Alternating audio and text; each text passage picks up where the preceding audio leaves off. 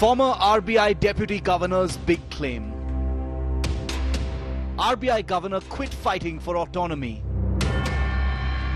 Did government go slow on loan defaulters? RBI's independence under threat? COVID poses new challenges. 50% loans under moratorium. Bad loans set to skyrocket. Banks want corporate loans restructured. The return of the banking mess.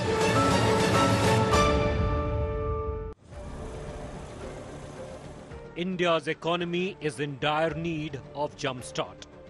Both production and consumption have taken a hard hit. And experts point out a choked credit flow problem is not helping the situation. RBI believes that non-performing assets could rise substantially from March 2020's 8.5% to 14.7% in case of a severe stress on the economy. On 30th August 2019, Finance Minister Nirmala Sitharaman had announced amalgamation of 10 public sector banks into 4 big banks. This was all done to shore up the banking sector, along with the announcement of Rs 55,250 crore upfront capital infusion in the public sector bank. Target is $5 trillion economy that we want to reach, a robust banking system that we want. So we are trying to build the next gen banks. The large capacity of one bank, the technology driven capacity of another, and the strong deposit franchise the third has are all being brought together.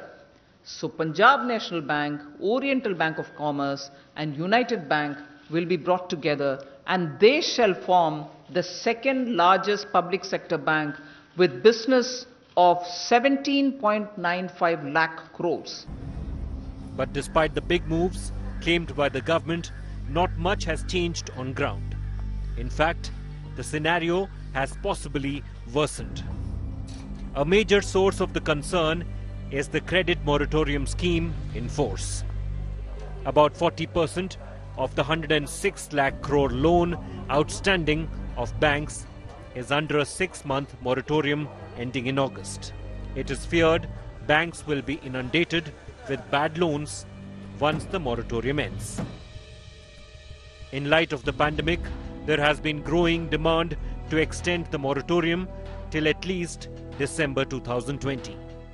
But some big private bankers have also advised against extending the moratorium further. Bank credit growth has already decelerated from 13.3% in financial year 2019 to 5.9% by March 2020, causing considerable strain in the system.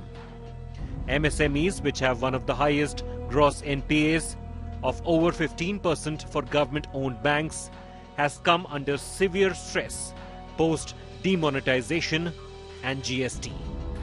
SBI's gross NPAs in small loan segment have jumped from 12% in March 2019 to 15% in March 2020.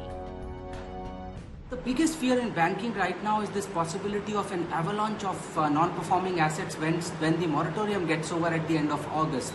And what has puzzled the bankers the most is that even those who can pay EMIs have ended up availing these loan moratorium. And as a result of which about 40% of 106 lakh crore of loan outstanding is currently under moratorium.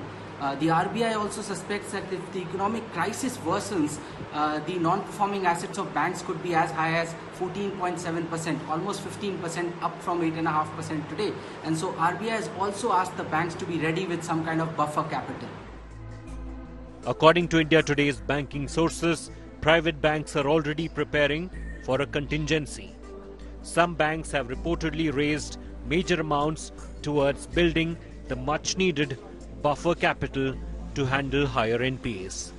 They believe this would allow them continued credit flow in the case of exigencies.